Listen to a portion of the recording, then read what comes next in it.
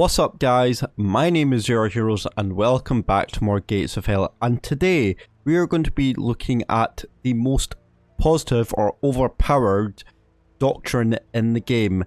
And remember, this is from my personal own opinion of what I think of it. Now, a lot of you in the last video, which I actually did really well and caused actually a lot of controversy on that video, which was actually one of the most negative and one of the most, kind of deserted doctrine in the game, which a lot of people didn't disagree with, but a lot of people did. So a lot of controversy, a lot of kind of hate speech, I guess, on the video that I made. So for all those who kind of hated the video, then kind of screw you, and I don't really care.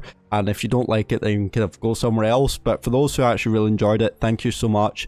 And now I'm going to be doing the best doctrine unit in the game, again, in my personal own opinion, and I cannot stress that enough, because a lot of people, one person actually compared my personal opinion to a stupid math thing, which honestly I couldn't really give a shit about. So I don't really get why that happened, but it did.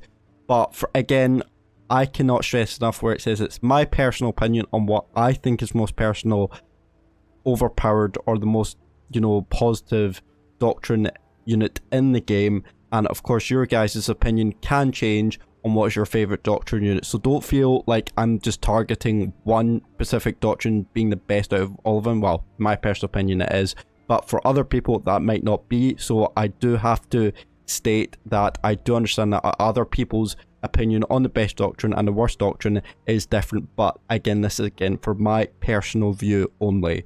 Anyway, let us say what it is. Well, obviously, as you can tell, it is the Soviets, and it is based on the late war section, and this is the irregular doctrine unit. And the reason why I think this is the best doctrine unit in the game is because it combines between infantry, armor, firepower, and air support. And a lot of other doctrines don't really have that, maybe except from Finland, which kind of concentrates on artillery and air support. But for the Soviets, this really does combine all of it, and is probably, it says in the name, it's probably the most irregular doctrine unit, but one of the most effective doctrine units in the game, and I'll tell you why. So let's start off with the infantry that you get. So as you can hear, the infantry, these are the recon special ops, and these guys have a mix of different units. So we have, as you can see, we got a guy here who's who kind of holds a, I believe that's a, it kind of looks like a Thompson, oh wait, no, it looks like actually a shotgun. It's a it's a PPSH 41, so it's kind of like like that machine gun. It also carries, I believe, like a spatula, I think, as you can see, or something on his back here, which kind of really makes it really effective for kind of up close targets. You can see the uniform as well. You can see with the Soviet hat, it's really well detailed as well, which I really do love. You can see we have, I believe, is it two guys with RPGs or with bazookas, M4A1 bazooka anti-tank launcher, so one here and one here, which kind of is really effective against lightly armored vehicles or even tanks, Panzer IIIs, or even possibly even Tiger tanks from the sides of the rear. And then you also have some, actually another guy with a PPSH 41, and yeah, I think those are the only two that have like kind of those type of machine guns. You have a large machine gun which guys carries a DP27, which kind of actually really is really useful against, as you can see, this guy can really just kill everything in its path, and it can really suppress units in its path. Unfortunately, the problem with this is its long reload. Well, that guy just reloaded really fast there, like it's in COD or something with all your perks. But as you can see that with that, you can able to suppress the soldiers while your allies are able to move up. And also, something I forgot to mention is that with the bazooka guys, they also have backup guns as well. So looks like they carry a, I don't know what that is actually. They carry a PPSH 43, so they also once they've got rid of their kind of bazookas, run out of ammo, they can switch over kind of their primary weapon or the secondary weapon, which is our PPSH 43, which kind of leads on to the other soldier at the end here, who actually is our primary weapon is a PPS 43, and I don't know what type of gun this is. It looks like kind of like a a machine gun rifle, I think it is. I'm not quite sure. Again, I'm not perfect on my gun history or my gun accuracy, but if you guys kind of know more about that, then let me know in the comments down below. But as you can see, these guys are really well detailed with the uniforms. You can see probably carry satchels for kind of bandages and all that, which is really cool. And actually another guy with a DP27, so you can actually put these two, the two guys that have got the DP27s, put them together and really suppress your units, which is probably one of the best things you can do. So overall, this unit combines a really good of suppression. Not really long range any units, because none of them have any like rifles or anything like that. So a lot of them are mostly for kind of short range. But a lot of it, besides possibly the DP27, if you put him in a position where you can maybe crouch or put him against a rock where he's able to use kind of the stands on that machine gun, which will be able to use long range for that. But other than that, I think these guys have a really good mixed range of able to deal with whatever hits them, you know, a tank, you know, any infantry or anything really to hit them. These guys can really conquer, which is really, really good. Next, we'll kind of go on to the machine gun, which again, kind of the same as, or this heavy MG, I should say, which is a Disc M11938, and you can see that this gun, a lot of you do know this gun from the Soviets, but as you can see, this gun can really just suppress anything in its path, especially infantry, and I think can possibly even take out lightly, like even like motorbikes like these or scout cars, which will get absolutely demolished by this. And the good thing is it also comes with cover, so you can actually press the sandbag option, and as you can see, it is able to kind of protect itself against enemy fire from machine guns or rockets or HE shells or anything like that. And honestly, this thing does really pack a punch, and is probably a really, really powerful unit for suppressing down units, or for defending, I guess. When you're doing a defensive mission, then it is really, really good as well. So probably a really, really good gun, but I would also recommend putting maybe like a supply truck or supply crate beside it, because it probably will run out of ammo really quickly. Okay, next, moving on to kind of the next kind of small thing, which is the motorcycle. Now, the problem is this isn't just any regular motorcycle. This is actually two snipers that are actually in it. So one's the driver and one's kind of course, holding the machine gun. And the reason that I presume for two snipers is because if this motorbike, you know, motorcycle gets destroyed, because it is kind of used as a scout vehicle, and it gets destroyed, then these guys have got snipers which can able to spot for itself and able to kind of kill any targets, you know, at long range. So really, actually really, really deadly and useful unit at the same time, because it does also carry kind of the DP27, so it does carry the same guns as this infantry here, which is kind of cool. And it's really, really useful, again, for scouting, but also for kind of scouting as in the infantry as well. So if your motorbike does get destroyed, then your snipers will be able to spot the enemy before they spot you, and hopefully be able to kill them before they spot you as well, because, you know, they are snipers and they're very good at long range. So really, really useful, and probably, again, this kind of offensive, defensive tactic you can use with this motorbike, and I really, really do like it. Okay, next on to the artillery. So this is a 300mm M31, which I kind of reviewed in, I believe this was one of the new units, but I think for the Germans. Oh wait, no, this was actually one of the new units, I think within the Lend-Lease program, I think, but I'm not 100% sure. But I did review this, I think, within one of the Russian army faction review, which you can check on my channel. But as you can see here, that this thing really does pack a punch. So we're just going to fire within the distance, and there you go. You can see here that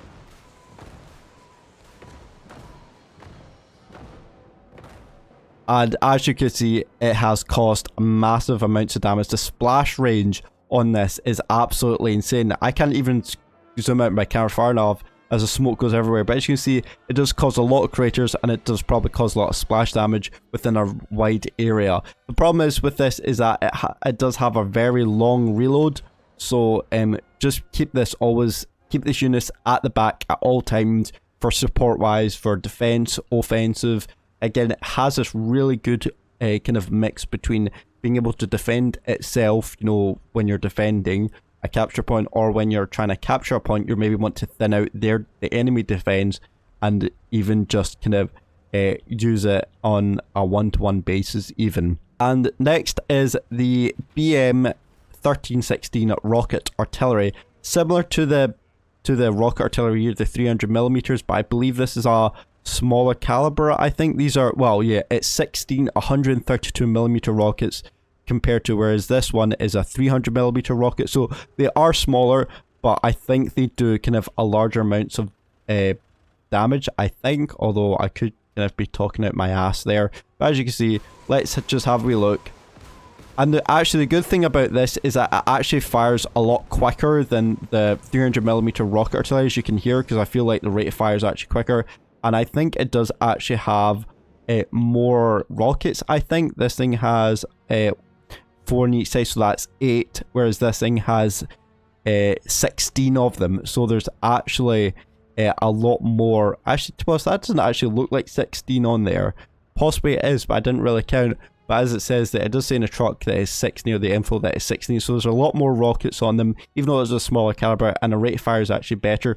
But with the good thing with that, it's kind of with, like, you can even see the crater difference. You can see that there's a 132mm crater and there's a 300mm crater. You can see the massive amount of difference, but the difference is that if you maybe want to have a more maneuverable artillery piece that you can, that's maybe you're getting attacked by and you want to, you know, keep this on the move, you know, moving it back, then this thing is definitely useful, as this thing, you know, is slower because your troops are carrying it and it's going to be a very slow movement. But if you want something that's a wee bit more maneuverable, then you definitely want something more like this. Now, I don't know exactly which one is for view range wise. I don't know which one has more range in, you know, shooting the rockets, but from my imagination, it's probably the BM13, just because, you know, it's more maneuverable and you're able to move it quickly, which therefore it might have more range. But then again, I could be talking out my arse like that.